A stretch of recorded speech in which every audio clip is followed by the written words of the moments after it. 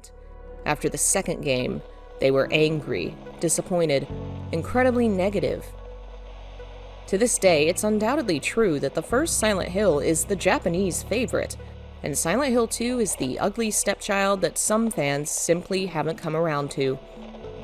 Still, the game had been successful, and in the months following its release, Konami would start to develop a third title.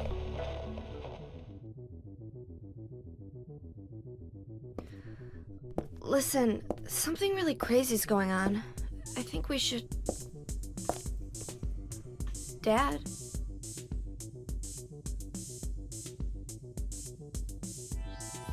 The last Silent Hill games to be made in Japan would have some troubled history. While it was true that the previous two titles in the series had been successful, that success had become more expensive and more divisive among its fans. Course correction was required, and for a time, the team behind the games was left adrift trying to figure out what that correction would be. Development of Silent Hill 3 began around November of 2001, and Silent Hill 4 would begin around the same time. While multiple Silent Hill projects had always been in the works, Silent Hill and the play novel, Silent Hill 2 and the Xbox update, the divisions had never been so huge. The secondary projects had always been a smaller subset of people, usually outsiders to the main project. This time, the central leadership of Silent Hill would be divided between the two, leading to a massive change in direction and style between the two games, as well as a much smaller team for both of them. Around 40 people for Silent Hill 3, compared to the 60 of Silent Hill 2. Silent Hill 3 would also lose two major figures, Sato Takayoshi and Tsuboyama Masashi.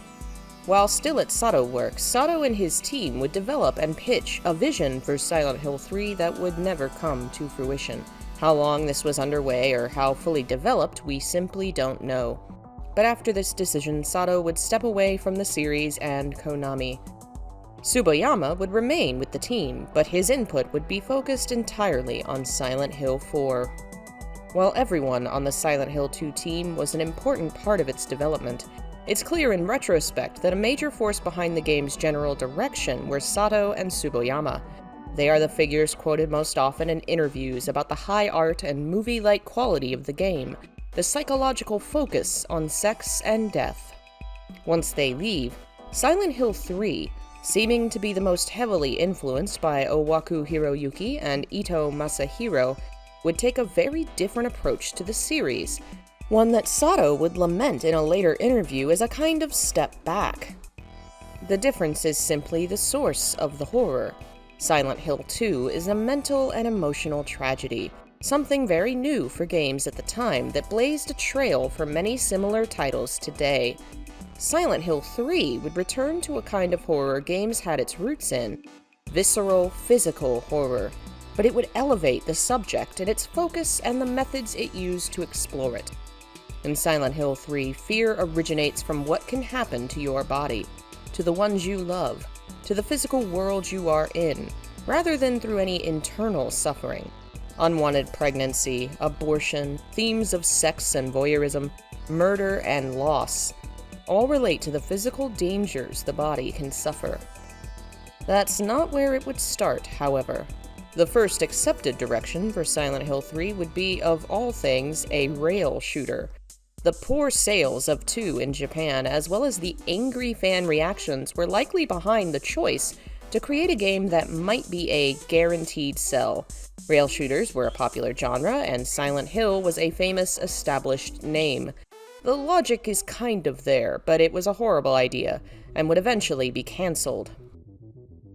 There was also another cancelled variation of Silent Hill 3 besides Sato's presentation and the rail shooter, a game that Yamaoka says was the darkest story we've come up with. It was shelved, and the team hoped to return to it later, after it was decided they needed to address fans who wanted a continuation of the first game. Unfortunately, the aborted rail shooter project took up almost half of the development time for Silent Hill 3. The official development time was 18 months, but 8 of those were wasted on the early concept. The game that would be received by the public was developed in a tense and incredibly rushed 10 months, likely between September of 2002 and May of 2003. A new figure would step forward to act as director for Silent Hill 3, Nakazawa Kazuhide, who had been involved in a variety of roles at Konami since at least 1996. His skills seem to have been rather versatile, credited as an artist and modeler on some projects while working on technical support and R&D on others. His name is on 5 Konami patents from 1997 to 2006. For Nakazawa, Silent Hill 3 is not so much a game as a human drama, with a hidden element to the story. Under his leadership, the team would return to the roots of the series, recovering some of what the Japanese fanbase had missed about the second game. Owaku would confirm in an interview they'd made the conscious decision to return to occult themes, likely because Japanese fans had enjoyed them. The Silent Hill 2 team had purposefully stepped away from the heavy usage of the occult and mystical elements. 3 would return to the first game's style, and Nakazawa would be a major part of that. While his work is not heavily detailed, we can assume researching the occult was a major part of it, as he was the designer behind the Halo of the Sun, a complex image made of a fusion of dozens of alchemical, mystical, religious, and occult symbols. The game would be a sequel in the sense that the second game wasn't. Fans had been disappointed when Harry Mason and the cast of the first game hadn't returned. This time, the story would pick up where the first game left off, explaining what happened to the child who was born from Alessa and Cheryl's reunion. It would also feature a new kind of protagonist, a teenage girl. Owaku Hiroyuki, acting as scenario writer once again, decided writing for a young woman would be a way of refreshing the series. They could write about new kinds of themes and ideas with a teenage protagonist, and create a character who was more active and less reactive to the plot. Things were starting to take shape. Art director Ito Masahiro would decide to use the color red as a major motif. Horror in the West used a lot of green color palettes at the time, and Ito wanted something different. It would be tied heavily to the themes of a female protagonist, and to Alessa's history, particularly in reference to fire and blood. It would be a small project with only 4 main characters, a decision made early on in order to keep the story relatively simple. Influences would continue to be drawn from Western works, including films and television. Santa Sangre, a film by Alejandro Jodorowsky, seems to have heavily influenced Claudia's design and the late-game church. A cult leader in the film is named as an inspiration for Claudia's character, and a location in the film includes a church with paintings that depict the life of a saint. Jacob's Ladder has always been an influence on the series, but in 3 that influence would become primarily a visual one. The heavily violent visuals and bright effects, the usage of various locations like the subway, call the film to mind. In fact, the subway level contains multiple direct references to Jacob's Ladder. The platform for Bergen Street also appeared in the film, as did a gate that was locked by a padlock. The main character of the film is also almost run down by a subway train while standing on the tracks. In a fascinating twist, this game has a film often cited as an influence that actually wasn't. The 2001 film Session 9. It has a lot in common with Silent Hill and its themes, and even features a man with repressed memories of murdering his wife. A scene of a red hallway and a lone wheelchair sitting in the light would be cited as a reference to the film in Silent Hill 3. Surprisingly, it was just a coincidence, according to Ito.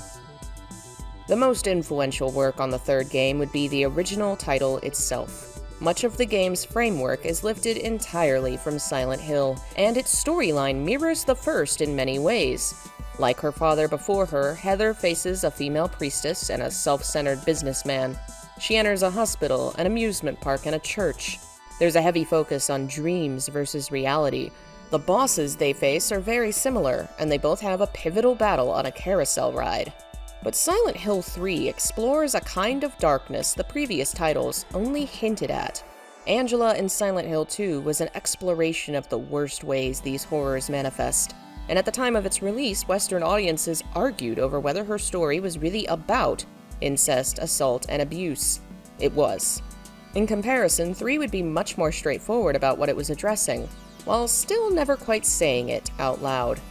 Where 2 explores specific instances of people's lives and how abuse can damage them, 3 would be far more conceptual, an exploration of the fears young people can face as they grow to maturity.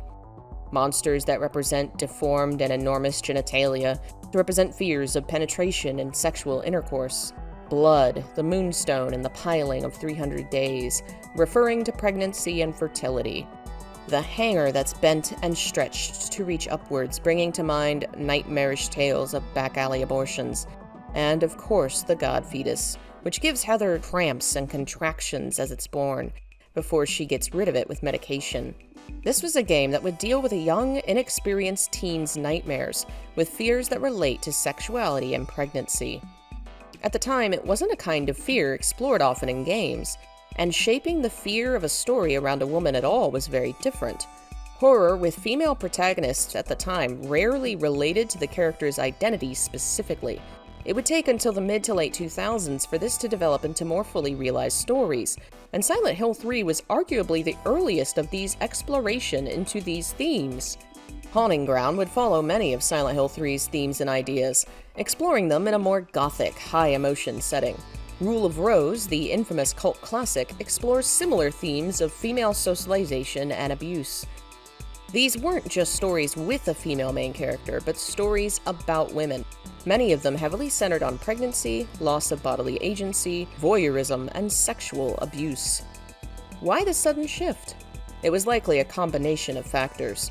The PlayStation 2 was capable of handling so much more in terms of memory and rendering, allowing developers to create more interesting, well-rounded characters, and the further evolution of storytelling in games meant writers were capable of telling more complex, socially nuanced narratives. In horror, Heather is probably the first and best written of the female horror protagonists to play a role similar to a character like Ripley in Alien, a woman navigating a horror realm that mimics the fears of a social reality in which you can't control what happens to your body. In fact, the appearance of the god creature at the end of the game, bursting out of Claudia to be born, was inspired by the film. Silent Hill 3 represents an evolution in the series and games in general. Storytelling in games had evolved to the point that very personal, specialized horror stories could be told. Silent Hill could not have handled this kind of narrative in 1999. Only 4 years later, Silent Hill 3 would tell an incredibly respectful, nuanced, and gut-punching story, and many other games would follow suit, continuing into the modern day with games like Amnesia Rebirth. Silent Hill 3 is often seen as a less developed or intricate title than Silent Hill 2, yet the narrative is tightly wound, through gameplay and visual cues, as well as the overall story, to show exactly what the team wanted to convey. The symbolism and themes are just as detailed and intricate as the previous title, but the shift towards less cerebral and psychological themes tends to give the impression that Silent Hill 3 isn't as developed. It's not as good. It's certainly a very different experience, but it's one that's just as well crafted and powerful as 2, dealing with an entirely different slew of taboo, controversial topics, which video games had rarely, if ever, discussed before.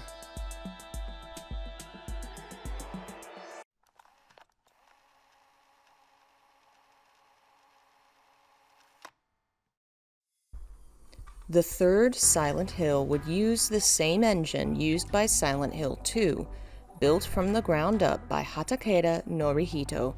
It was 6 months of backbreaking work that was essential to the second game, the building blocks that the rest of the team needed to be able to work on the game itself. That had been Hatakeda's primary contribution to Silent Hill 2. By the time the third game came around, they had an engine, and Hatakeda was free to work on other elements of the game. He felt there were still depths to plumb in terms of programming capable of inspiring fear. He'd made a game engine, but he hadn't made the engine frightening yet. What could he contribute that would be original and unique, but suited to the game Silent Hill 3? It took a great deal of time and work, if interviews are anything to go by. This project of Hatakeda's is mentioned publicly in an interview with IGN at E3 2002, about 9 months after the likely official start of the project. The interview involves Owaku, Yamaoka, and the director of the third game, Nakazawa. Near the end of the discussion, Nakazawa presents the interviewer with a movie displaying a texture animation from the alternate world, which was still in development. The technique behind it was a program that allowed for multiple moving texture layers to exist on top of each other and move simultaneously. At this point, the program could only handle 2 layers, but they were aiming to develop the concept further. The inventor of said program, called the Another World Evil Effect program, was Hatakeda, and the finished work is what would create all the various moving effects on the walls and floors of Silent Hill 3.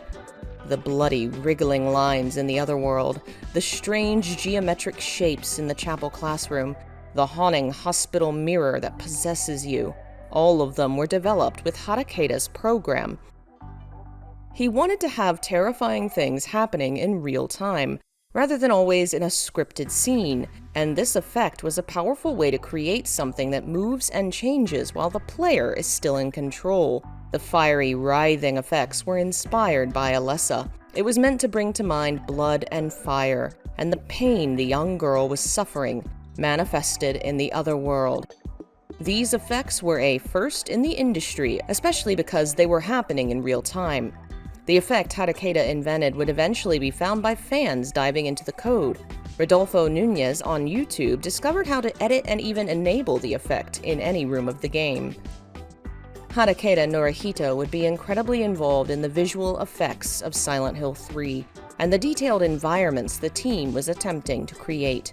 The decision was made, seemingly by Owaku, to not use pre-rendered CGI cutscenes in the third game like they had for previous titles. This may be in part influenced by Sato Takayoshi leaving the team, but Owaku also felt these scenes interrupted the flow of the game. The new goal was to create a visual world so powerful and detailed that CGI wasn't needed. This meant that work that was previously done by the CGI teams would have to be done by the animation and motion teams, such as creating facial expressions of the characters in cutscenes. Official credits attribute the character modeling and facial motion to Yuri Shingo, Asano Minako, and Sugawara Sachiko, but Ito Masahiro says all the facial motions of Silent Hill 3 were done by Hatakeda. The program block also includes an interview in which Hatakeda discusses animating the faces, describing it as the hardest part of his job. Almost all the 3D objects that appear on the screen are displayed by my programs, Hatakeda would say in an interview. In addition, he handled a great deal of real-time effects that occur throughout the game, including the otherworld transitions, the rain falling during the drive through the woods, the shadows of the blinds across Heather's face in the diner. All these real-time effects would be done by Hatakeda and another team member, Fukushima Hayato.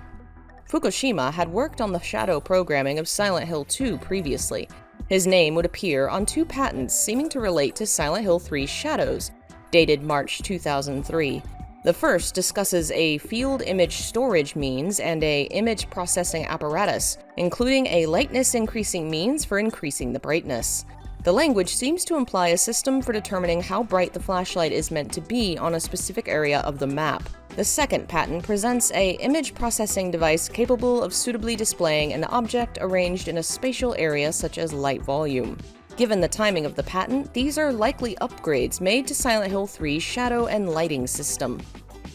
Overall, 15 programmers would work on Silent Hill 3, many of them returning from previous titles. The new hires would include Miyagishima Takumi, whose previous work included programming the magic system for Vandal Hearts 2. He would work on monster programming for Silent Hill 3. 2 hires seem to have been new entries to the game industry: Nishiura Hidetomo working on lighting, and Tarama Naoki working on character motion. Besides Miyagishima, the other monster programmers would include Ojima Yasunori and Harada Hidehisa, whose previous work in Silent Hill 2 included the loading screen and effect programming. For 3, Hidehisa would be working on adjusting the balance of the weapons to ensure none of them was too overpowered. Owaku Hiroyuki would continue to work on event programming alongside his writing the scenario. Likely, the programming surrounding the game's riddles were Owaku's, as he wrote the story and the puzzles that would be central to said riddles. This time, he would have two programmers working alongside him, Meiyama Tomohiro and Sato Hiroki.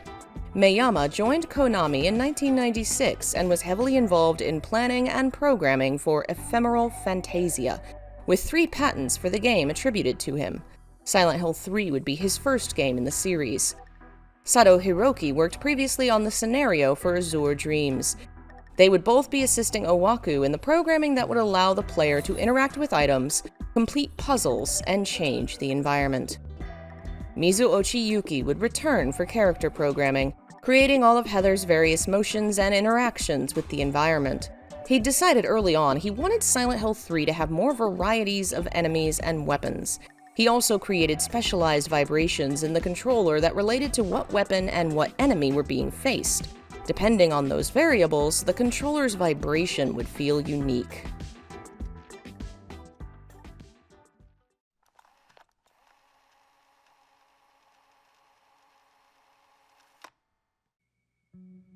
The major changes being made to Silent Hill 3 were quickly obvious to the gaming public. When still images and videos began to be released that showcased a female character, people noticed. And more subtly, when people saw the out-of-place locations, questions immediately arose. Early promotional images revealed a shopping mall and a subway station. Silent Hill is a series about a very specific place, but it didn't look like this game was going to be in that place. Interviews early on always asked if the game was set in Silent Hill, and the development team was careful to answer vaguely. They didn't want to show their whole hand after all. Unfortunately, this usage of a separate location outside the town would be held against them. Many weren't fond of the fact that it took half the game to enter Silent Hill, even though gameplay and experience-wise very little is different. It was merely the fact of said difference, that the namesake of the game was only somewhat present, that irritated some fans. But it was a purposeful choice by the team for a simple reason. As a small, rural tourist town, Silent Hill is restricted in what kinds of locations it can have.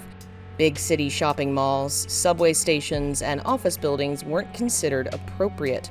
Following a general trend of wanting to try fresh new things for Silent Hill 3, the team decided to start the game outside town to allow for new kinds of locations.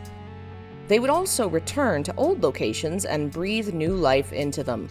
In particular, the amusement park of the first game is given a major expansion, with far more detail and more areas to explore. This includes the Borley Haunted Mansion, named for a famous haunted location in England known as the Borley Rectory. The name of the park itself, Lakeside Amusement Park, likely comes from a real park in Colorado, whose logo is incredibly similar to the in-game logo. More than just the Borley Mansion would take inspiration from British locations. The design of the inner chapel is fashioned after the British Parliament, centered around the hole that leads to the final confrontation.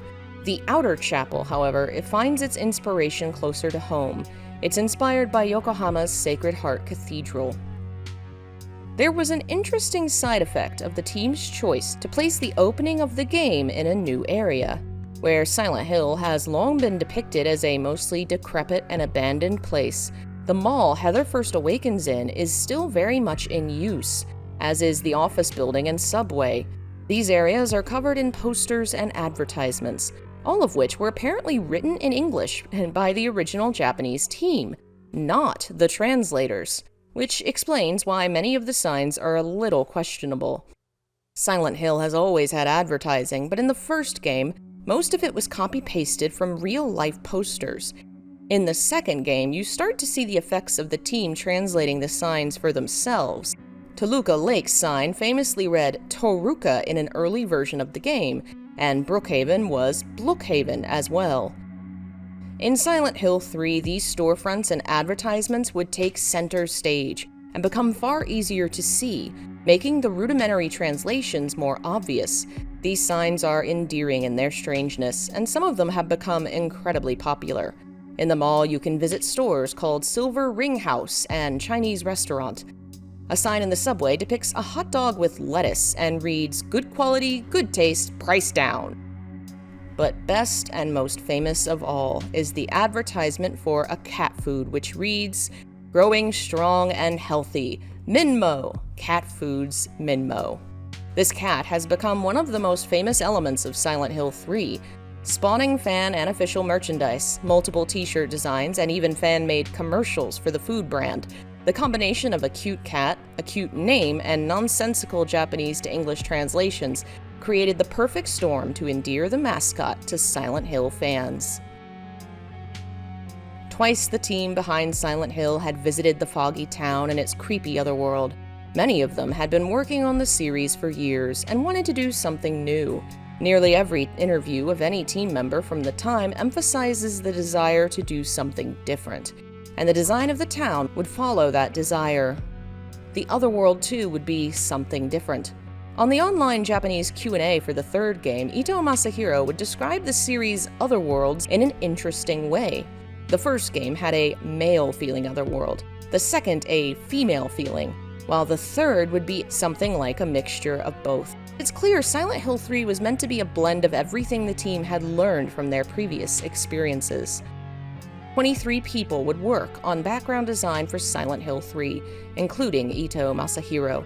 Besides the art director himself, most influential would likely be previous members of Silent Hill 2's team who are listed earliest in the credits among the designers, such as Kanetaka Yasunori, Nemoto Takamitsu, Morohoshi Tomoko, and Ito Yuko, as well as 2 new team members, Minowa Mitomi, who was interviewed for the program block, and Yasuda Hiro. Sometimes referred to as Hiroko in game credits, Yasuda Hiro was born in March of 1979 in the rural countryside of Japan. Her father was the 5th generation of her family to live in the old house she grew up in, and it was a strict household as far as entertainment was concerned. No video games or manga were allowed in the house, which only made Yasuda more interested in said works. She was only able to indulge during visits to her friends' houses, and it wouldn't be until adulthood that she could play games on her own. Her hobby growing up was art. She enjoyed examining encyclopedias and picture books that displayed the work of foreign artists. Western art styles inspired her. She wanted to use the bright, vivid colors of Japanese illustrations and the realist style of Western art to create her own style. As an adult, she entered into vocational school to study illustration at Chiyoda Technical College in 1997. To her exasperation, manga was also banned in school. It was what she wanted to draw, but it wasn't allowed in class. Her earliest artwork reflects these restrictions and are incredibly realistic in style. Early in her studies, she became interested in video games. Seeing the art that existed in games at the time, she was inspired by the intricate details and sophisticated illustrations. She applied to both Atlus and Konami while still in school, and in 1998 found out she'd been accepted by Konami. Her first project was a 3D RPG called Elder Gate, which would release in Japan in June of 2000. She was involved in using Soft Image 3D to design and model the 3D characters and backgrounds, and also worked on illustrations for promotional material. She was also involved in a minor way with Suikoden 3, working on backgrounds that went unpublished according to her resume. According to her, the project was a mess, and she was happy when she was moved to the Silent Hill 3 team in January of 2001. Yasuda Hiro would be brought onto the project as a 3D artist and background designer, but she would end up having far greater influence on the series than perhaps she could have imagined. The first and last levels of Silent Hill 3 are the works of Yasuda, the central shopping center that Heather awakens in, and the church at the end of the game, including the nowhere portion and the final boss. Yasuda's art portfolio is often referred to in some form of Tirnael, a term that comes from Celtic myth, referring to a mythic otherworld of fairy folk and magic that certainly fits the ethereal, soft blend of color and painting style she uses. Posters of her work are found throughout the shopping center she designed, and the names on the back doors of various stores are references to Western magical terms like Turnell and Yggdrasil. She also worked on visual effects for the game and seems to have had a major influence on the use of lighting in various scenes. Working with the demo designer, she created a sample that showed how to use lighting to reduce the flatness of the characters, positioning the light to reflect in the characters' eyes and give the scene a sense of depth and realism. She wanted contrast and darkness in the background visuals, and those seem to be very clearly present in the cutscenes of the mall section of the game. In addition, she painted 11 paintings for the background of Silent Hill 3. the 6 mythic paintings inside the church, the 3 saint paintings in the chapel, the angel painting in the Otherworld church hallway, and the painting behind Claudia before the final boss. All of these works are incredibly powerful, with a heavy religious feeling to them. Yasuda discusses how she studied Western religious art in order to work on these pictures, especially Caravaggio, an Italian artist known for his dramatic usage of light and shadow, as well as exceedingly violent subjects for his paintings. In addition to the paintings themselves, she created the stained glass windows in the chapel, which have a similarly heavy religious feeling. These images are hugely influential on the series of Silent Hill. They establish features of the cult's beliefs, their myths, the appearance of their saints, and the way they portray their god and their traditions in art. One record of Yasuda's work says she was also a writer on Silent Hill, which may mean she was involved in writing the myths associated with the 6 paintings she made for the church. Other designers for the town of Silent Hill 3 included Hamashima Hiroki, whose career at Konami was short-lived. He was hired in April of 2002 and left in November of that year, during which time he was a senior artist for Enthusia on PS2 and an environmental artist for Silent Hill 3. His work on the game included the room in the office building where the last portion of the fairy tale is read, as well as the long hallway with the hanging legs and Voltiel in the church. The legs themselves were conceived of by Ito Masahiro, taking inspiration from a famous Japanese work of fiction, The Boxman by Abe Kobo. Horie Ryoko, a female artist, designed many of the Otherworld assets for the game, as well as rooms in the environment, particularly in the office building. These hanging dolls are her creation.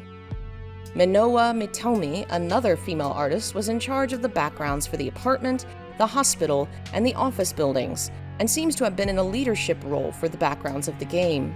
Many others were involved whose works aren't well known, some of whom may have been working on their first game.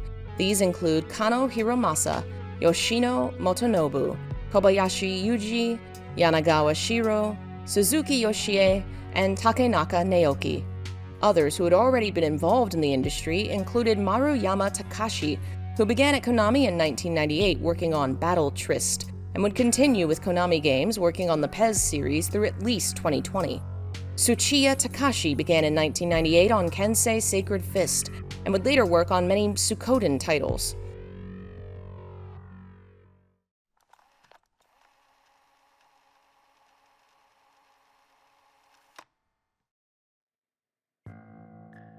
Much of Silent Hill 3's development was decided by the fan response to previous games. The Japanese fans wanted a return to the first game in the series, to its themes and symbols, and to the characters at the heart of the story. The return to the cult and the birth of God, the usage of occult symbols and themes, were decided by fans. But how that return would happen was in the team's hands. For the previous title, the story had been developed by coming together as a team and discussing ideas, while the scenario was created by the combined efforts of Owaku, Sato, and Blaustein's writings. According to Ito, this isn't what would happen for the third game. Instead, it seems the scenario was entirely Owaku's work. It's likely it was still inspired by previous conversations and work as a team, and that others had influence, but Ito says that Owaku Hiroyuki was the primary source of Silent Hill 3's story.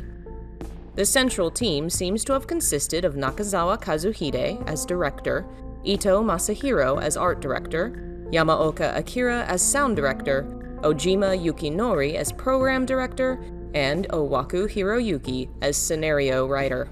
Ito, Nakazawa, Yamaoka, and Owaku appear the most for interviews in 3, and the 5 of them are listed at the top of the game's credits. Owaku was the one who made the choice to write for a female character, something he didn't realize would be so revolutionary at the time. He mentions that interviewers asked him constantly why he'd made the choice and was surprised at their curiosity about it. While he says there were complex reasons behind it, likely related to the themes they wanted to explore, the first instigation of the idea was he was tired of writing for old men. Owaku feared that the atmosphere of the game, so central to Silent Hill and so heavily associated with the main character, would become repetitive if they kept using this same type of character. He felt that the experiences of 1 and 2 were not far off from one another, and both had a kind of dreary atmosphere because of it. At first, he thought about writing for an older man or woman, particularly a strong mother figure. But considering the action present in the game, he decided to go for a younger woman. This may be why Heather's original name was Helen, which was eventually tossed out for being too old-fashioned. Silent Hill 3 found itself in a new world when it came to character design. For the first time, they would be designing a female main character, and the designers themselves would be changing too. All the characters who existed in the series previously were designed by one man, Sato Takayoshi, who was no longer part of the team. Who would be taking his place? It would be a team of 3 artists, Yuri Shingo, Sugawara Sachiko, and Asano Minako, the same 3 who had handled the creation of the in-game models of Silent Hill 2, based off of the character designs made by Sato. Now they would be creating characters from scratch. Interviews and clips seen in videos seem to imply that Yuri worked on the early concepts and conceptual drawings, while Asano and Sugawara worked on the 3D renders and finalized versions. Yuri is named as chief character designer in interviews, but while he may have been the leader, that's not to say he always had final say on the characters. The 3 of them seem to have equal input, discussing and debating the appearance of the characters among themselves.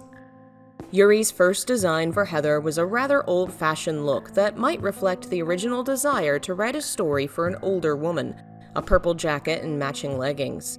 Eventually, the younger design would include jeans, but Asano and Sugawara convinced Yuri that a more feminine skirt would suit her better. They also argued for curlier hair for Heather, which Yuri agreed to since he imagined they understood a young woman's style better than him. Longer hair was also ruled out early due to the extra rendering it would take. Then they decided on a jacket or vest, which Yuri wanted to be black, but it just didn't stand out enough in the environments. Her final design leaned towards something practical yet feminine, with colors that coordinated with the red palette of the game as a whole. Asano would create her in-game model. Of the characters, it seems Claudia gave them the worst trouble. Sugawara says it took a long time to make a decision about the appearance of her face. At times, she was bald, covered in tattoos, more overtly religious or occultic in appearance. Eventually, a subtle way of making her stand out came from the appearance of a model in a magazine, removing her eyebrows, an unobtrusive yet slightly upsetting feature. Sugawara would create Claudia's in-game model. Vincent and Douglas would be the works of Yuri. He comments that he fully modeled Douglas's head so his hat could be removed. Vincent, meanwhile, was given a strange feature meant to hint at his insincerity towards Heather. Inspired by the film 12 Monkeys, Yuri gave Vincent different-sized pupils and would have the man's eyes look in 2 different directions during scenes to create a sense of discomfort in the viewer. All 4 of these characters had real-world actors who were used as inspirations for their designs. Charlotte Gainsbourg and Natalie Portman for Heather, Julianne Moore for Claudia, Giancarlo Gianni and Ian Holm, specifically his role in Fifth Element for Douglas, and Ethan Hawke for Vincent. While working on the characters, the team would often return to the motion capture and reference it for their work. The mocap scenes had all been recorded, so not only did they have the data for the programming, but they also had the visuals to refer to. Mocap at the time was limited, and it couldn't record details like the movements of fingers. Instead, the team would watch how the actors moved in the scene and animate those things themselves. Detail and realism was their central focus. The characters all had imperfections and little elements of their designs that grounded them and gave them the appearance of a real person. Their faces were asymmetrical rather than artificially similar on both sides, and their eyes were constantly moving in the same manner that a real person's would. Vincent had a tendency to squint. Douglas had thinning hair. They all had details meant to make them seem like actual people. That realism would spread into the rest of the game and the focus on creating an immersive experience. Unlike the previous titles, this game would have no pre-rendered cutscenes, instead presenting scenes using the in-game models. The goal was to create a more realistic and personal feeling, as if you were watching these events actually happen. The people involved in these scenes were the drama departments, those working on the drama camera, the angles and framing of the scenes, and drama motion, the actual movement of the characters and objects in the scene. The central drama cameraman would be Koike Tomohisa, a Silent Hill veteran who worked on the backgrounds of the first game and the town design of the second. For 3, he would be in charge of drawing the storyboards for the cutscenes and positioning the in-game cameras for them, as well as adjusting lighting.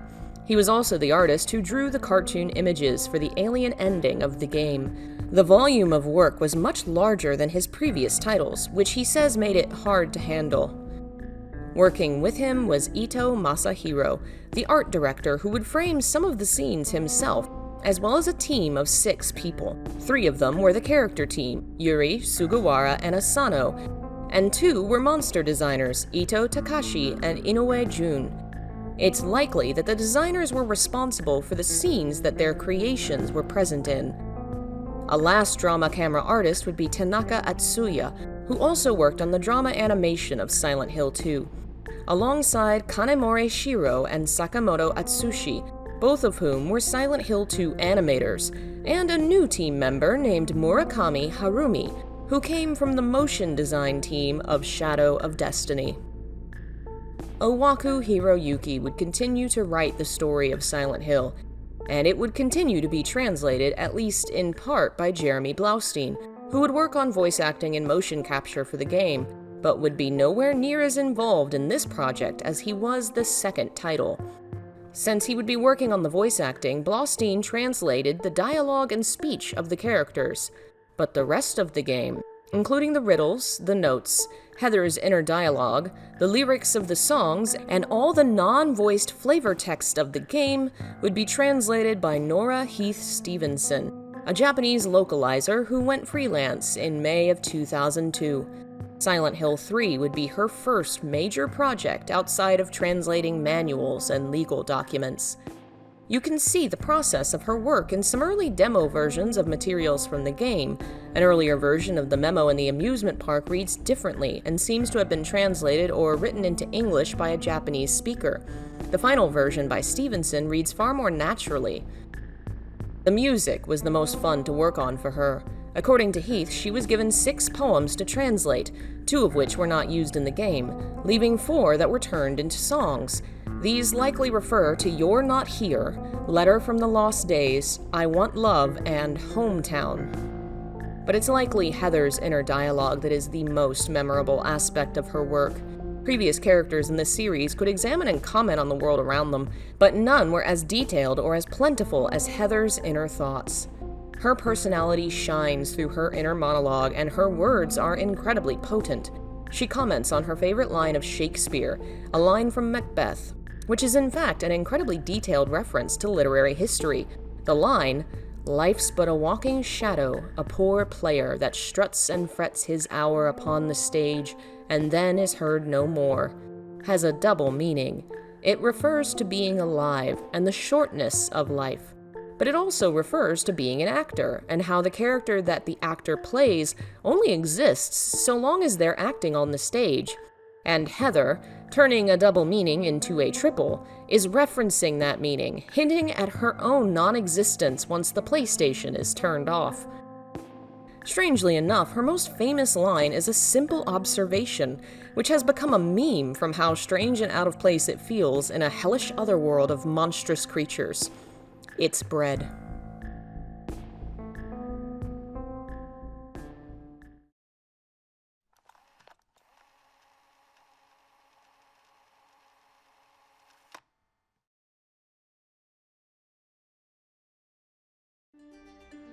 Few moments in a game series are so powerful they can rewrite reality as the player understands it. That's just what Silent Hill 3 does, with a single line of dialogue. An infamous scene from near the end of the game, in which a character accuses the protagonist of enjoying violence, to which Heather says, "Are you talking about the monsters?" Vincent famously replies, "They look like monsters to you?" Heather is aghast, and the player is left with the sudden horrific realization that nothing may be as they believed it to be. The clues have been there all along. Silent Hill monsters have always resembled humans, and people have become monstrous throughout our journey in the game. In 3, we meet Claudia's father, Leonard, who speaks to Heather multiple times before we see his true monstrous appearance. The thin lines between monstrosity and humanity are paper thin. Vincent takes his comment back and laughs it off as a joke, but Heather and the player can no longer be sure of the reality they live in. Are the monsters they see truly monsters? Have they been seeing delusions this entire time? It's not a strange thought for Silent Hill, for delusions and false visions to lead the protagonist astray. But where other struggles against unreality may have been given some measure of closure, such as Maria and Pyramid Head's eventual deaths in 2, we are given no such closure to Vincent's comment. It is left to hang over us and the entire series, forever making us question what we're looking at and what it might actually be or have been once. The monsters of Silent Hill 3 would be the work of 4 artists, supervised by art director Ito Masahiro. His role in the 3rd game would be massively expanded, leaving him almost no free time at all.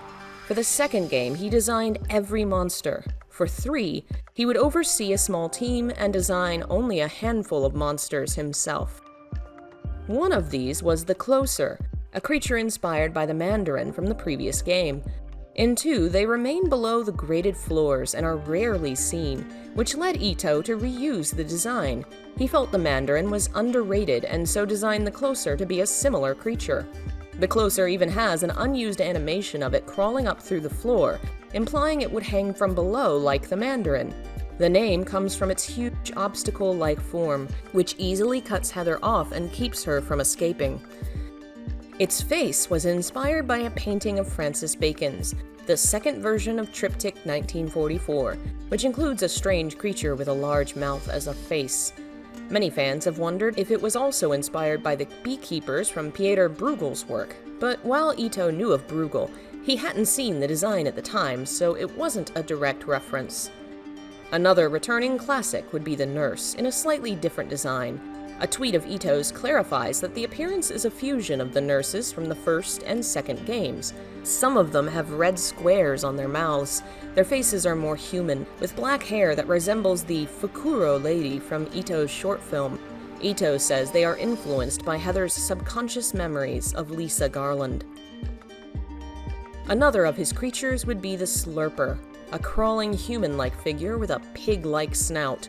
Given its appearance and the themes of the game, it heavily resembles a Japanese creature called the Kekai, a mythic monster created from childbirth. The physical appearance typically resembles a monkey, but its behavior is what the Slurper resembles. It attempts to slide along the floor or underneath it to reach its mother and burrow inside her, eating her alive with its long tongue. Atop its head, the Japanese symbol for dog can be read. The creature first appears in the sewer just before the sewer monster section of game, seen in the water under a bridge before disappearing. It may relate the two monsters. At the very least, it's likely the sewer monster was Ito's design, because of a similarity it shares with other monsters he's created.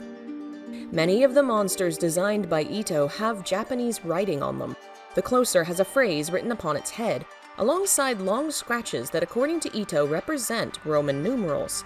The phrase is a Buddhist one, originating in the Lotus Sutra, the Namu Myoho Renge Kyo, often referred to as the Daimoku. Kanji are also visible on the sewer monster, and though they're barely readable, it's likely the same phrase.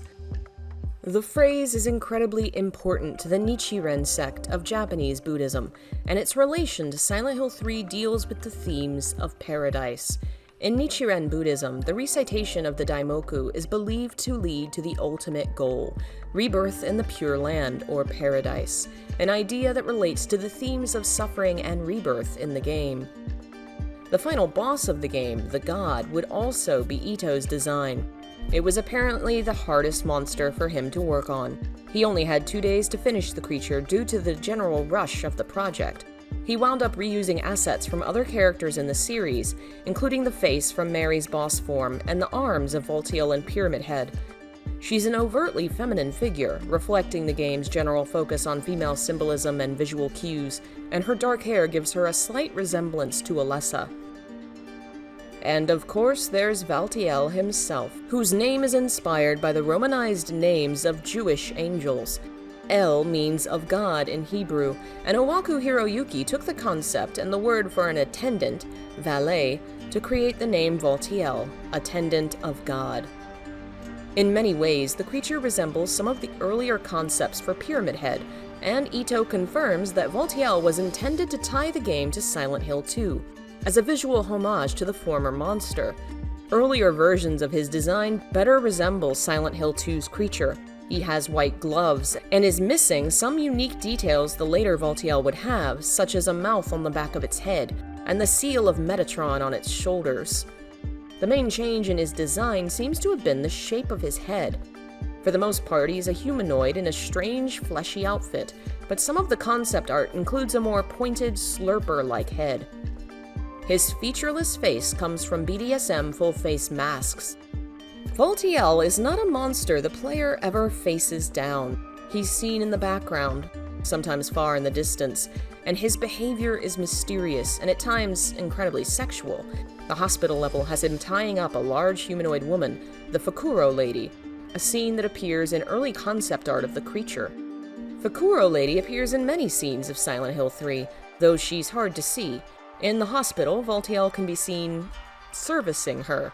In the elevator, she's the large female figure that appears to be tied to the wall, and another monster resembling Valtiel is with her. Valtiel, the valet who serves God, is often seen with this creature who in some ways resembles the god at the end of the game. A single monster would be designed by the game's director, Nakazawa. The Insane Cancer, a bulbous, faceless creature inspired by a figure who appears in the background of a Hieronymus Bosch painting. It's possibly also inspired by a Japanese yokai called the Nupepo, a blob-like mass of flesh with 4 limbs that's said to be the embodiment of dead flesh. The rest of the creatures would be the works of Inoue Jun and Ito Takashi, both of whom have some confirmed designs, while others are left uncertain. Inoue Jun was born in 1976 in the Kanagawa Prefecture and attended school at Tama Art University. He joined the Silent Hill team for the second game, working on town design and modeling, before working as a monster designer on both 3 and 4. His confirmed designs include the Glutton, the enormous monstrosity that blocks the way out of the office building. It takes no action and does not hurt the player, but it is impossible to move forward without removing it. It is destroyed using the phrase tu fui ego eris, a Latin phrase put on tombstones that means, "As you are, I was. As I am, so you shall be," referring to the inevitability of death. Its trapped form, its role as a glutton implying great hunger, likely relates to a fetus that is removed so Heather can move forward. Another of his designs is the Pendulum, a swaying set of human torsos seemingly sewn together, with sharp limbs attached. Early concepts present a figure with a knife coming out of the top of its head, with its arms tied into a sack behind its body. The other torso on the lower side is blacked out in shadow, perhaps highlighting the light and dark themes of doppelgangers that are used in the game. The final monster has a rotating central body, which is why it's named Pendulum. The second designer was Ito Takashi, who also came to the series through Silent Hill 2. He worked on still pictures alongside Morohoshi Tomoko, drawing the images that were used in various puzzles and events. His confirmed monsters include the early creatures in the mall, the Numb Body and Split Worm. Concepts for the Split Worm show a bulbous torso creature with strange little limbs walking on its knuckles and a small grimacing mouth. There's a line through the head, possibly the split that follows the tradition of the first game's split head boss, but otherwise it little resembles the later creature. It may be that as the plot of the game developed and became heavily centered on pregnancy and sex, it was changed to be more phallic, which made the split all the more horrifying. The final design has no limbs at all, making it a fleshy column with a mushroom head, which splits open to a broad, toothy mouth on the inside. The boss arena is designed to exemplify the phallic themes. The creature travels through dark round tunnels, appearing in and out unexpectedly. The second monster is the Numb Body, a small figure of a bulbous, round, fleshy thing with small limbs. In some ways, it seems similar to the early Splitworm concept and might be related to it. The numb body is also phallic, with a fleshy column ending in a round hole-like mouth.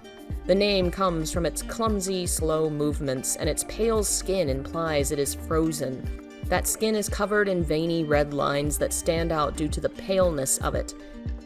A few monsters from the game have no confirmed designer, besides not having been created by Ito Masahiro. The only hint we have to these designs is the concept art style. The split worm is drawn on blank white paper with marker-like shadowing. That's Ito Takashi's style. While Inoue Jun's pendulum is drawn on lined paper with a pen, often drawing over top his own work. Based solely on that, the double head, the missionary, and the scrapper may be Inoue's.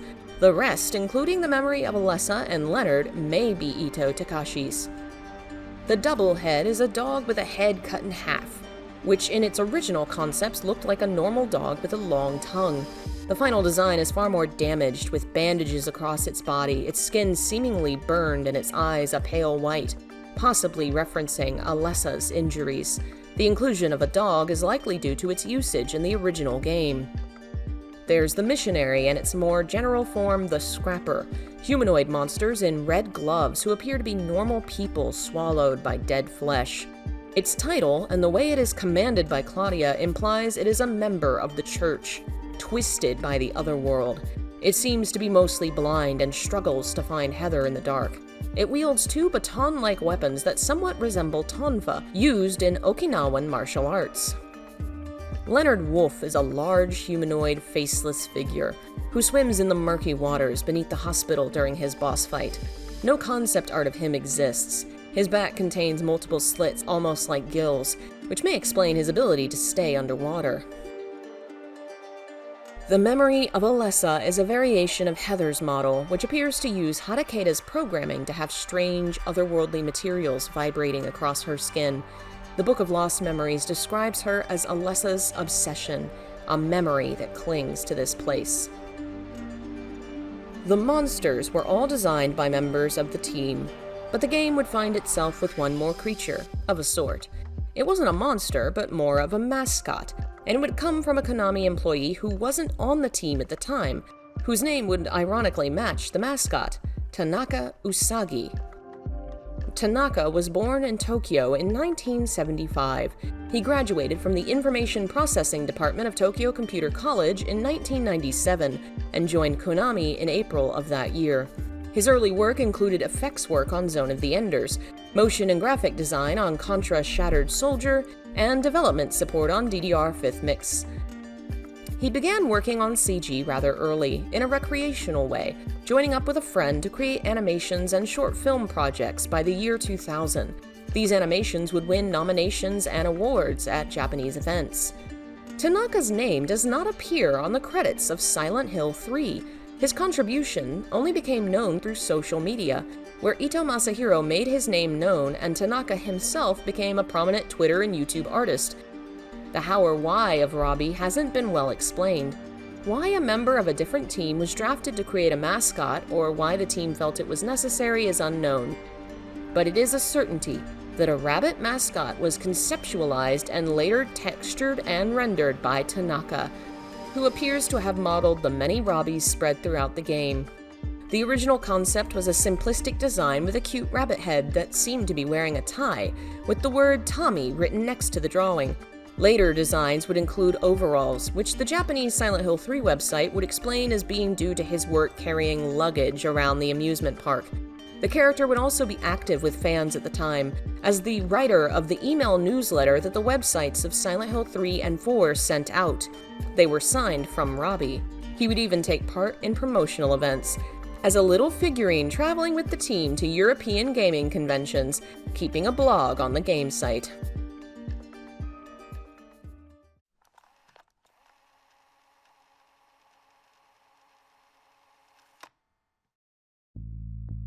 Early coverage of Silent Hill 3 was very focused on the new young female protagonist. She was present in the earliest promotional footage and renders of the game, and magazines and journalists were constantly asking about her.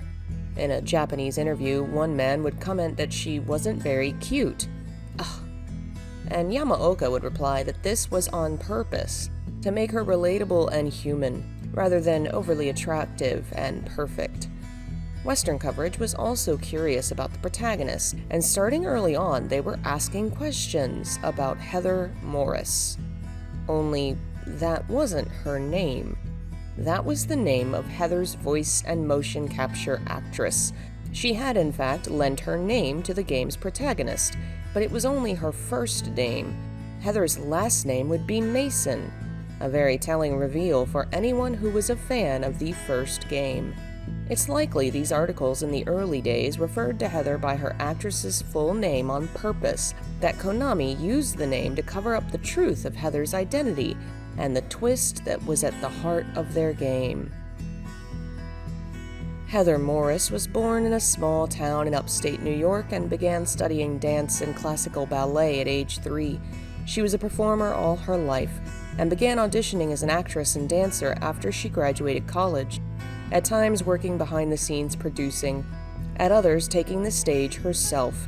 Morris spent many years working and traveling as a dancer, performer, and producer, moving from Brazil to South Korea to New York and to Japan. While in Tokyo, she took part in modeling jobs and commercials, and 2 video games. She had a minor role in a 2002 game called Murakumo Renegade Mech Pursuit, and she would play the leading role in Silent Hill 3. Her agent submitted her for the job, and she was picked due to her resume. She really knew nothing about it before arriving, and once she did, she found several other young women waiting to audition. They were provided with scenes and given a few minutes to prepare before acting out the role.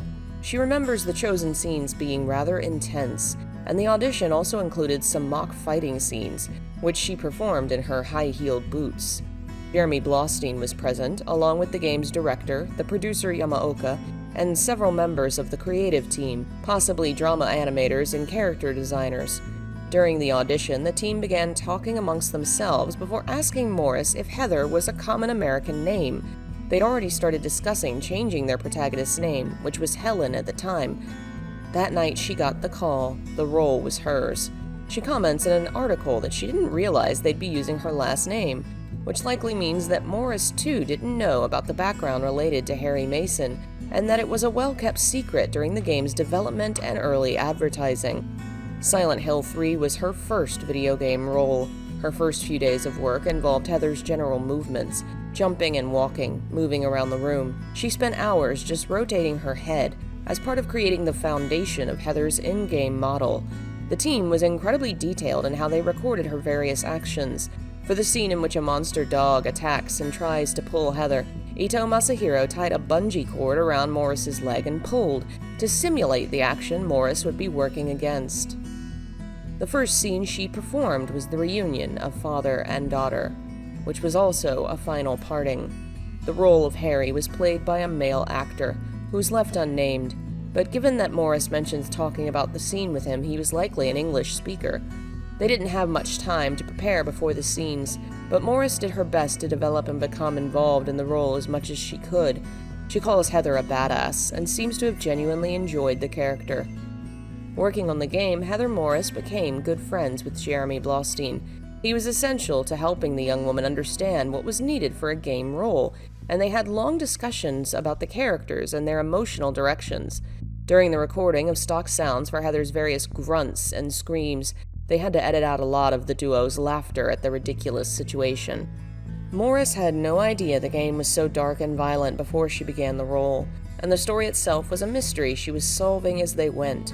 Much like the second game, it seems the general plot of the story was kept secret to a certain extent, and so Morris felt she was learning about Heather as she went, much as the player of the game would.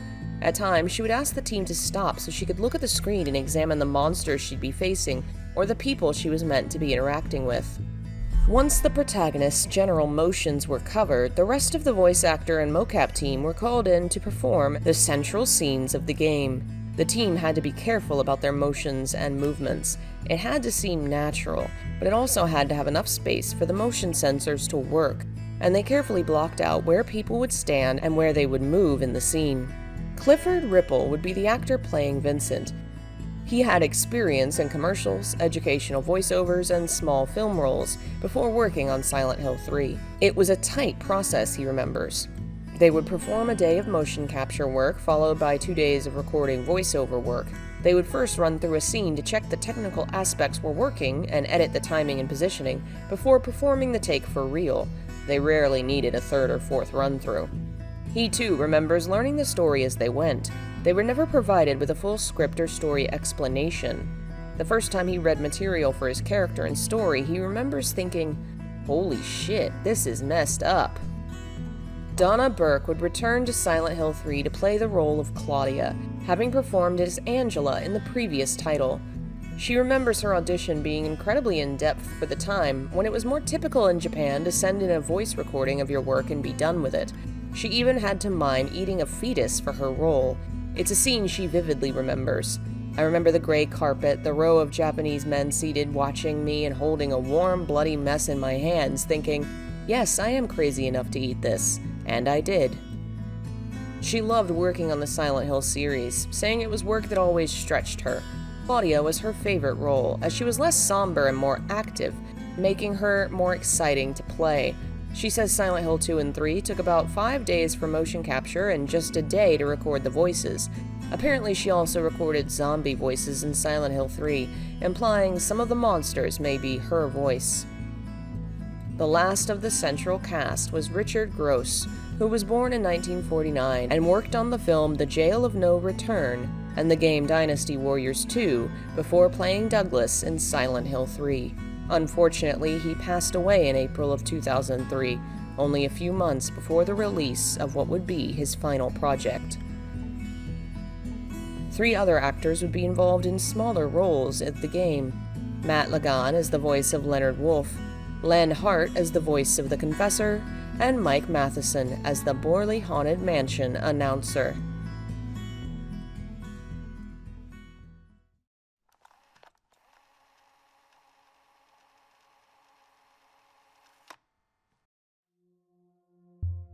In January of 2003, a small press-only event was held in San Francisco, known as Konami Gamers Day.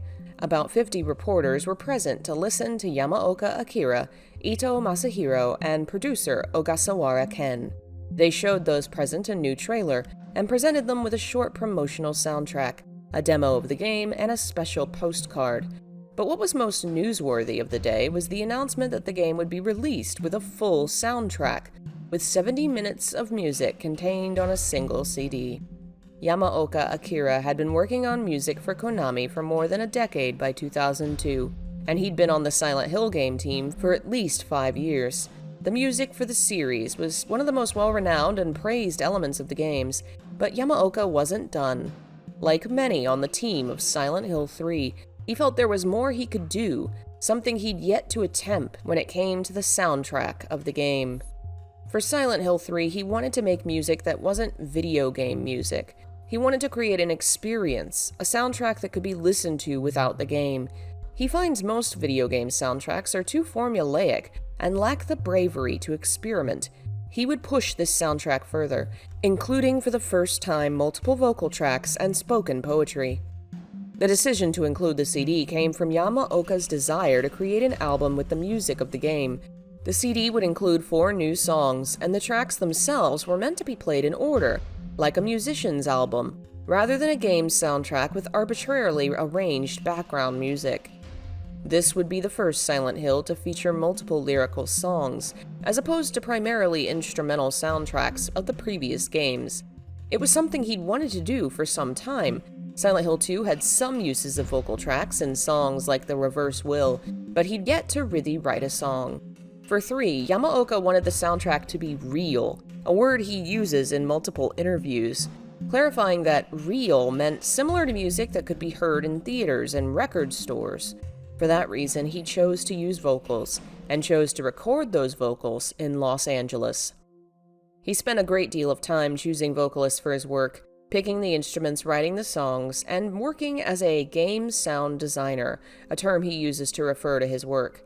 Not exactly a traditional musician, but not exactly a video game musician who makes DTM, or desktop music, by which Yamaoka means the more easily made digital tracks many games use as opposed to actual instruments. But before Yamaoka could work on the project, he was going to need some help. Silent Hill as a series had always been an English-language game, and if they were going to have vocalists and songs, the language was going to be English. This meant Yamaoka was going to need translators, and specifically translators who were also musicians. To that end, Konami partnered with Zero Limit Productions, a Japanese company that works on translations of all sorts of media for Western audiences. Konami went to Zero Limit looking for an English-speaking musician to assist in the creation of their soundtrack, and two employees of the company got him in contact with the musician who would help to create the next few Silent Hill soundtracks, Joe Romersa. Joe Romersa is an American musician, composer, voice actor, and musical producer. His love for music began at a young age. By the time he was 18, he knew how to play almost a dozen instruments and began his career as a drummer. But making money as a musician is tough, and he found himself struggling in the early years. To make ends meet, he began studying sound engineering, working as a producer for soundtracks while playing in bands on the side. In 1994, he began working on voice acting and ADR directing for anime and game projects, and it was this work that would lead to his joining the Silent Hill musical team. Zero Limit's Maseba Yutaka introduced them, and soon after the two would meet up at Romersa's studio for a jam session. Romersa played drums. Akira played on his Strat and Line 6 amp. The man says they spoke musically before they ever spoke via translator. Romersa would be named the music supervisor of Silent Hill 3. Back in Japan, Yamaoka would compose his instrumental tracks and would record two versions, one with a melody, one without. Those tracks would then be sent to Romersa in California, who would listen and study the melody, count the syllables, and work on fitting lyrics to the song. He would be given a copy of the script and descriptions of the characters to help him understand the universe of the game, and from there would take keywords from the story and turn them into words that were easy to sing. How many of the songs were his work and how many were the work of translator Nora Heath is unclear. It's likely they worked together, with Heath focusing on translating and Romersa adjusting translations to better fit the melody of the songs. Since Romersa had to speak with Yamaoka using a translator, it's unlikely he knew Japanese well enough to be the primary translator. Once the song was written, Romersa and the vocalist would record it in his studio before sending it to Yamaoka and Konami for approval. A final master vocal track would be recorded and sent to Yamaoka, who would create the final version of the song by adjusting his instrumental tracks to the vocals, creating the final mix. The process usually took a few days, with rehearsals for the songs occurring a few nights a week, usually in 4-hour chunks. The goal for the songs wasn't to create something literally for the game that could only be understood by Japanese fans. They wanted to create universal music that tied into the themes and mood of the game, something anyone could listen to. The vocalist who would sing these songs was Mary Elizabeth McGlynn. She's a voice actress, singer, and ADR director, and has worked on countless anime series, animated films, and games, most famously directing the voice acting of Cowboy Bebop, and voice acting the role of Makoto in Ghost in the Shell. It suddenly broke with that leak to the media. This was where it all began. Theatrical crime widely known as the Laughing Man incident. For Silent Hill 3's vocals, 6 women would audition for the role, and McGlynn would be the one chosen. McGlynn comes from a family of singers and has been singing since she was a child. When she first came to Los Angeles, she sang in clubs in the lounge scene and did the background vocals for other artists. By the time of Silent Hill 3, she'd been working with Zero Limit for 8 years, voice acting at first, before moving into writing and directing English translations of Japanese media. She was asked to audition for the Silent Hill project, and chose to sing Rain from Cowboy Bebop. She got the job. It was her first time working on a game soundtrack. Before singing, she would receive the instrumental track and lyrics sheet. Then she, Romersa, and Yamaoka would come together to tweak the lyrics, before entering the studio to record. It was a wonderfully creative process, in her words, and working with Yamaoka was lucky in her opinion. He was a creative and inspirational composer. For Silent Hill 3, Romersa, McGlynn, Yamaoka, and Heath as translator would create 11 vocal tracks, which included both singing and reciting lyrics. These included 2 versions of Lost Carol, the first track on the CD. Walk on Vanity Ruins, which includes a recitation of the Shakespeare puzzle, 2 versions of I Want Love, Letter from the Lost Days, You're Not Here, and recitations of lines from the game in the instrumental pieces of Float Up from Dream, Breeze in Monochrome Night, Clockwork Little Happiness, Dance with Night Wind, and Sun. 2 others were involved in the creation of Silent Hill 3's music, programmers who would work on the sound program for the game. One of the 2, Hiyura Makoto, had worked on the sound programming for Silent Hill 2 previously, and seems to have primarily been a programmer, not a musician. The other, however, was the opposite, Kawai Kenji, a musician and composer who would also work on 2 other Konami games around that time, Suikoden 4 and Nano Breaker. Most of his video game soundtracks are for titles that are little known in the West. One of my favorite games of all time, Folklore, was his work, and it's a soundtrack I return to constantly. His work in film and anime is more famous. He's contributed to the soundtracks for the Ring films, Dark Water, the Ghost in the Shell movies, Vampire Princess Miu, Higurashi When They Cry, Death Note, the Ip Man series, and many others. He may not have been involved in the creation of the game's music, but he was likely part of the team behind its implementation in the game itself.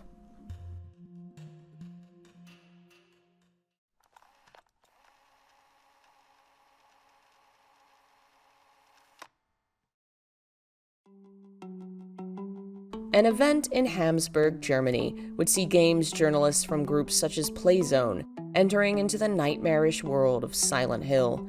Hidden downstairs inside an old building, a room full of nurses with damaged, peeling skin gave visitors vials of blood and stamped their hands as they proceeded inside. Eerie red lighting and candles filled the room, alongside props that looked once removed from a horror movie. Everyone was given a flashlight, and after passing through halls with blood-filled bathtubs and staticky TVs, they came to the main event. In the basement, the game was projected onto a wall, and Yamaoka Akira and Owaku Hiroyuki awaited their visitors, ready to invite them into the world of Silent Hill 3. The 2 answered questions for the audience and gave private interviews for groups like Monitor TV, which would present their questions and answers in English. One question they answered early on related to their protagonist Heather, who was the subject of much of the game's early discussion and focus. This time it was related to the musical number she would sing for Silent Hill 3's crossover with Dance Dance Revolution. Yamaoka was heavily involved in both projects, and managed to get one of Silent Hill 3's songs included in the game, and a special music video made with the game's protagonist. The big question was it inspired by Final Fantasy X too? It was a funny coincidence that at the same time they were promoting their female-led horror game that happened to have a musical number, another female-led game with a musical number would debut. They weren't inspired by Final Fantasy X-2, however. It was just a happy accident, though apparently they'd been asked about it quite a few times, and Yamaoka seems to chuckle at the comparison. The first time Silent Hill 3 appeared in the public eye was likely E3 2002. Silent Hill 2 released in September of the previous year, and it was around that time that 3's development began. The first 8 months, Ito says, were wasted on a bad idea. Depending on when that 8 months began, the version of Silent Hill 3 that's seen at E3 2002 is likely only a few months old, and very much an early version. A far more recognizable version of the game would appear at the Tokyo Game Show in September of 2003. More characters are revealed, the final logo is used, playable content and longer scenes are interspersed together. The game was playable on the show floor, alongside Metal Gear Solid and Contra. Europe would be the first to see the game's release, when it released in May in Switzerland, Austria, France, Germany, Holland, Italy, Portugal, and Spain. It would release in Japan next that July, and would top the sales charts, selling 58,000 units in its first 3 days. South Korea would receive a copy around that time, and the United States and Canada would be next in early August. The PC version of the game would actually release in China, Singapore, and Hong Kong, and it would be the first official release of any game in the series they would see. In Japan, the game would sell 96,558 units from July to December, and would be the 132nd best-selling game that year. Konami documents reveal it sold around 340,000 units worldwide by November, and most of those sales would come from the United States. For the most part, it was successful. Reviewers found it atmospheric and frightening, and the story compelling, and well handled considering it was a sequel to a game from a previous generation. Examining reviews at the time reveals most of them were positively glowing. In fact, the percentage of positive to more neutral reviews was probably higher for 3 than it was for 2. By this time, the general style of Silent Hill seems to have been better appreciated and understood, and most reviewers loved Silent Hill 3. There were complaints and small issues, but the absolute horror of the experience was considered to be of the highest quality. So why did the game sell so much less? The first Silent Hill reached around 2 million sales a year or two after its release. Silent Hill 2 would reach 1.6 million by the end of its first year, which isn't shabby, and it likely got to 2 million by the end of its re-releases. It wasn't as explosive a growth as Konami wanted, but it remained on par with the previous title. Silent Hill 3's sales were a huge slump in comparison. In the first half year of its release, it reached 300K, but that was a drop in the bucket of 1.5 million. In fact, Silent Hill 2 would be the only game to reach a greatest hits or essentials level of sale, meaning Silent Hill 3 and 4 would not sell more than 400,000 units in their first year of sale in the United States, Canada, or Europe. From the first to second games, there hadn't been growth, but there hadn't been major loss either. That could not be said for 3. But why in the world had sales dropped off so dramatically? One could wonder if it related to the new female protagonist everyone was so curious about, but I don't believe so. Lack of sales for female-led games tend to stem from publishers who don't promote the games enough, and Konami certainly promoted Silent Hill 3. Horror in general, and Japanese horror in particular, tends to have more female leads anyway. Instead, I think it's far more likely that bad luck and circumstances shot the series in the foot after the decision to make Silent Hill 2 a standalone project. Consider that anyone who played only 2 might come to 3 expecting a similar experience and find something incredibly different. It wasn't a standalone story. Suddenly they were faced with references to things and people they didn't know, and the completion of a story they might have missed. Even if they went into the story knowing it was a sequel, people who went to Silent Hill 2 to catch up would find no help there. 2 wasn't related to 3. To catch up, they'd have to buy the first game, which was at this point from a previous generation and 4 years old, and hardly to be found on the average store shelf. In addition, it was dated by then, and the average gamer would be more likely to turn their nose up at the dated graphics as compared to 2 and 3. Silent Hill 3 was completing a story years too late, and many who wanted a sequel and were disappointed by 2 may not have returned for 3. Others who wanted another standalone story like 2 may have been turned off and left the series because of 3. They were damned if they do, damned if they don't. By trying to cater to fans years too late, the team had restricted their possible audience. While many of those fans had likely already been so alienated by 2, they might not have given the series a second chance. The low sales were likely a devastating blow to an already struggling series. Silent Hill 2 had been expensive and hadn't succeeded like they'd hoped. So the next 2 projects, started around the same time, were meant to address the reasons behind the lack of growth and fix it. Instead, they'd plummeted to far lower sales, worsening the problem. Silent Hill 4, still in production at the time, would see its budget shrunk abysmally, and it's likely because Silent Hill 3 had only seen about 20% of the sales Silent Hill 2 had. The greatest complaint the media would aim at Silent Hill 3 was a lack of innovation. For all that the team had been so focused on creating something new, some reviewers didn't see it that way. The central design of the game hasn't changed. You explore a town, fight monsters, solve puzzles. It seems reviewers of the time wanted more. They wanted innovation in gameplay beyond what the previous games offered. But innovation in such vague terms often turns out to be modernization. And modernization ignores the fact that media is meant to be exactly what it is. Silent Hill is a series built upon a unique blend of horror and adventure mechanics which are beloved by its fans. Changing those things does not equal innovation, and many complaints against later games in the series would stem from just such changes. The truth was, Silent Hill 3 was incredibly innovative. It had the first female main character. Hatakeda had invented an entirely new program designed to heighten the fear factor of the game. It had vocals and an included soundtrack.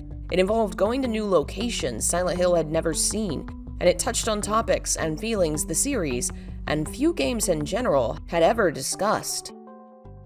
And it had the bravery, the shocking gall. Dad, I'm home. Listen, something really crazy's going on. I think we should... Dad? To kill the main character of the first game in the series, Harry Mason. He died for an untested and unknown female character, a gambit that could have backfired heavily, and was at least partially behind some of the complaints at the time among the Japanese fanbase, who loved Harry and wanted to see him return. There's something very powerful in creating a game because your fanbase demanded it, and in that creation, killing the man who first acted as your protagonist. It reminds me in a way of Evangelion, the series that would become an albatross around its creator's neck and lead to a truly deranged and fascinating film about fan expectations and demands. Silent Hill 3 wasn't a game made solely out of the interests and desires of its team, like the second and first games had been, and killing Harry feels very much like a comment on the fact that if they had to do it, they were going to do it their way. And the themes which rise alongside that concept are powerful and incredibly unique among video games. It's rare, especially in the early PS2 era, for games to address death in a mature and realistic way.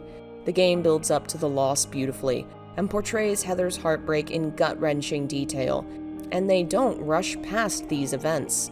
A long, slow car ride through the rain draws out Heather's experience and keeps the player from focusing on anything else. We are made to feel her pain, and in a way, fans of the series feel that loss too. At the very moment they are to be reintroduced to the hero they loved, he's killed and lost forever. Games have always included death, but that inclusion has struggled through many decades of evolution. Final Fantasy VII is incredibly famous for its depiction of the death of a central character, a storyline which is incredibly well written and heartbreaking. Yet there's still a sense of distance to the loss. This is a game where characters often die and are resurrected with magic items, and fans have long joked about using Phoenix Downs in relation to Aerith's death. Death in games often takes a backseat to gameplay. The very fact that a character in a game can die and be reborn, or that players can hit a game over and start the game from the last save point, hints at the fact that games have little finality.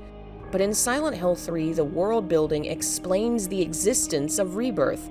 It's a main feature of the story. Heather has already died and been reborn once, and some death screens show Valtiel appearing to drag her corpse away to resurrect her again. Death is real in this universe, and rebirth is a rare, unique phenomenon. There's nothing that can bring Harry back.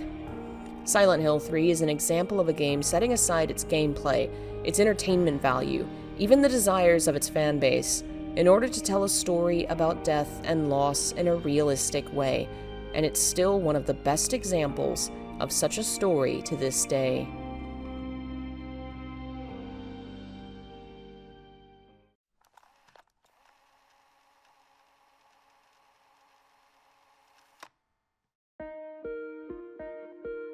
Silent Hill 3 would be the end of the journey through that foggy town for many of its developers.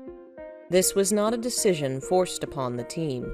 A new Silent Hill was in the works, but interviews from the time make it clear that many of these people, some of whom had been working on the series since 1996, were ready to move on with their lives. That included Owaku Hiroyuki, scenario writer and programmer who was behind much of Silent Hill 2 and 3's storytelling.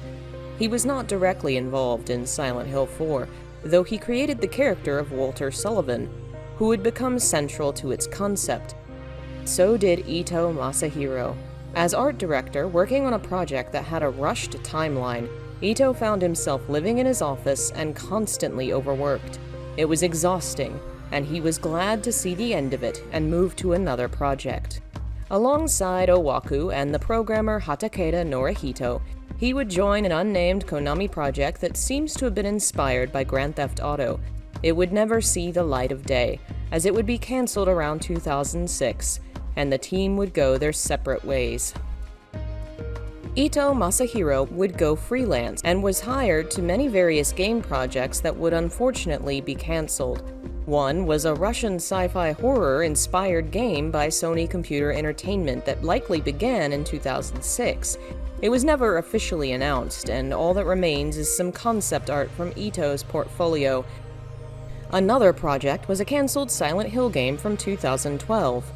He would have better luck working as a concept artist on other major projects, such as Kono Hifumi's Night Cry, the spiritual successor to the Clock Tower series, where Ito would design a replacement monster for the Scissor Man of the previous titles. He would return to designing monsters for Konami for a time with Metal Gear Survive, designing the Wanderer, Bomber, Tracker, and Lord of Dust. He also created designs for Shadows of the Damned, but the project changed directions and his work hit the cutting room floor. The film Human Lost, an adaptation of the famous novel No Longer Human by Dazai Osamu, would feature two of Ito's monster designs in major roles. As for Silent Hill, he was still drawing artwork for the series in various ways. The first 3 games would receive novelizations in Japan, and Ito would draw multiple images for each book. Alongside Owaku, he would help create the Japan-only comics for Silent Hill, Cage of Cradle and Double Under Dusk, released only on the cell phone. Owaku would write, and Ito would draw. Unfortunately, these works are likely lost media now. In 2012, his art would be premiered at an exhibition in Paris at the Galerie Chappé. He would do art for card games in Japan like Sangokushi Taisen and Kiba, as well as drawing for Dark Summoner, a free phone game. He was part of a promotional event for the World of Warcraft movie, and so on and so on. His career spans a wide array of projects and creatures, all of them unique, horrifying, and breathtaking. In 2020, Ito would once again work alongside Yamaoka Akira for the Halloween special event for a game series called World of Tanks. It was a delight for Ito, who has long been a tank enthusiast. A fan of Ito's apparently mentioned this to Slava Makarov, one of the founders of World of Tanks, which led to them reaching out to enlist Ito in the project. Few modern artists are so heavily associated with the monstrous and marvelous as Ito Masahiro, but his influence goes far beyond Pyramid Head. From designing the Otherworld in the first game to art directing the sequel and becoming heavily involved in every aspect of the third, Ito has been one of the largest influences on the series and the creator of many of its most famous monsters. It is undoubtedly true that the world of video games, and horror in general, would not be the same without him. Silent Hill 2 would be the last game that would list Harry Inaba in its credits, but it wasn't the last game he worked on.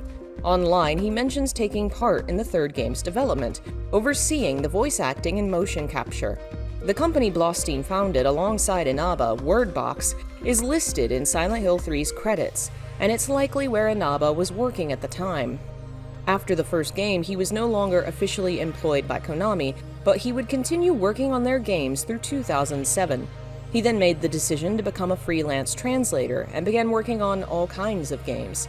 Not only would he translate games for the West, but he would also translate Western games for Japan, such as the Mass Effect series, Alan Wake, Fable 3, and Grand Theft Auto 3.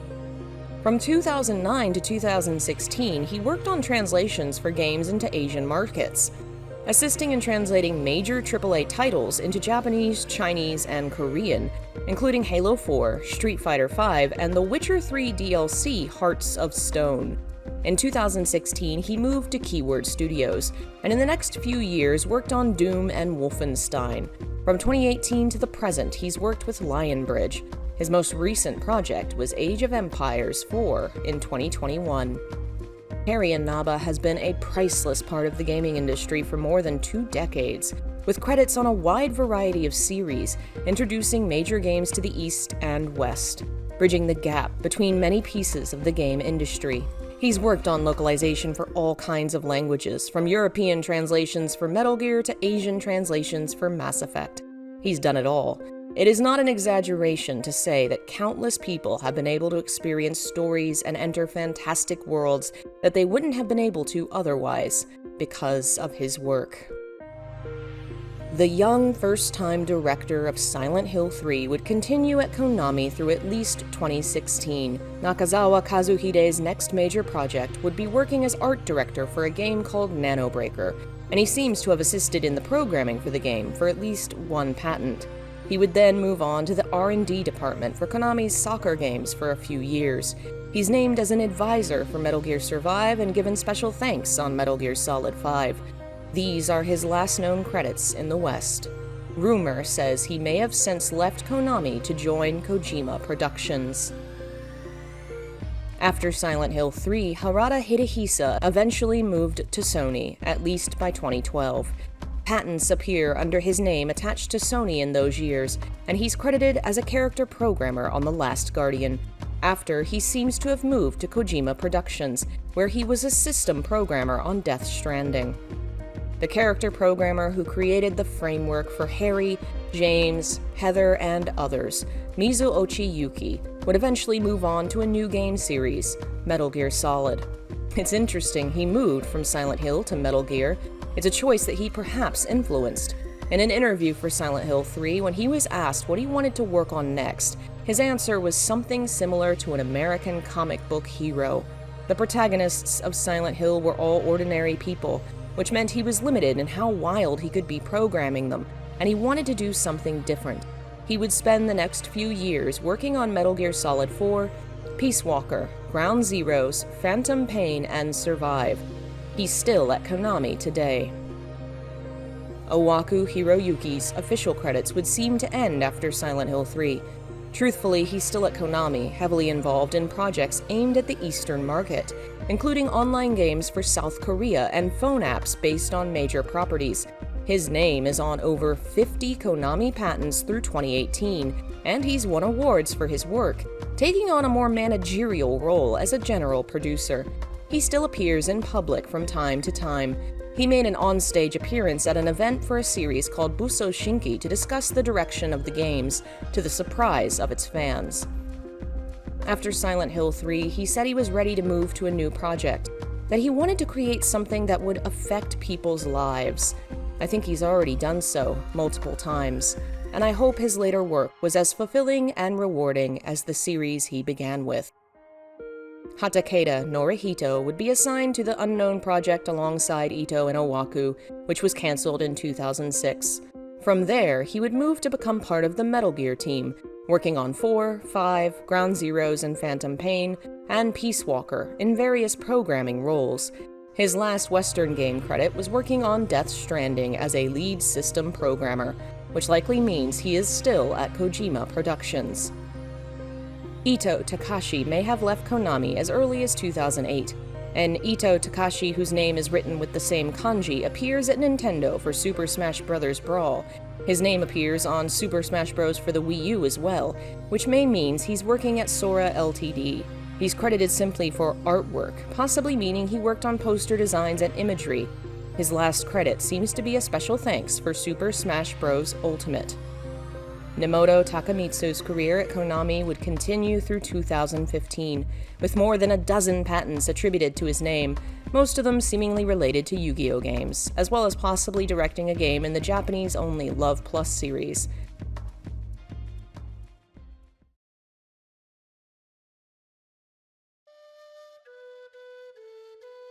There is very little in the world of Silent Hill that is universal.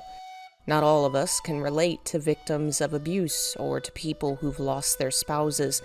To a certain extent, the themes of loss and pain are universal, but we can't say the experiences are part of everyone's lives. Silent Hill 3 is universal.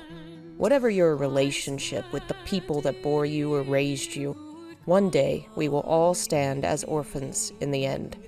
This is a game which very respectfully, powerfully, and beautifully handles the reality that we must all grow up, grow old, and stand alone in the shadows of our fathers and mothers. The game struck me very differently after the summer of 2014. That was when I too became someone who understood Heather's pain. Loss is never easy, and losing a parent can feel as if the world has suddenly changed. as if a cornerstone that held up the sky had crumbled. But we get up, we keep going, and we remember them, carrying their love and what they've given us as we become the people we were meant to be. And Heather Mason and the story of Silent Hill 3 is a beautiful monument to that pain and the joy of survival, of recognition that life does go on. It may not have been a major success at release. It may have been a strange half-sequel to an older game that felt inaccessible to some and lacking innovation to others. But it is an important and profound experience, in some ways more than Silent Hill 2, because its relevant themes are far closer to home: the death of family, abortion and pregnancy, the fears of growing up. Silent Hill 2 is a masterpiece of high art. Silent Hill 3 is a classic depiction of the universal struggle to live. And in the year to come, Silent Hill 4 would join them.